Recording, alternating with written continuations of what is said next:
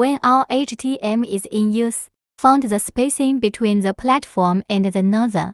In the case of inappropriateness, at this time we need to adjust our auto-leveling compensation parameters. We open the 02 folder from our SD card. Find our auto-leveling compensation parameters file in his folder. Double-clicking to open the file, we will find a line of code for M8084Z1.8 and M8500. This is a mean saving.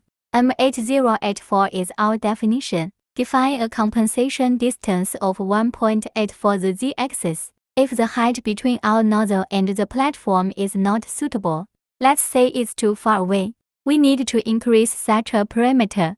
For example, make it 1.9 or 2.0, etc. If the spacing between the platform and the nozzle too small, that make our filament cannot be extruded, we then need to reduce it. For example, change it to 1.7 or 1.6. Change it according to the actual situation. After the changes are made, we save the file and then we close it. Then we insert our SD card into the device. Print this file once with the device.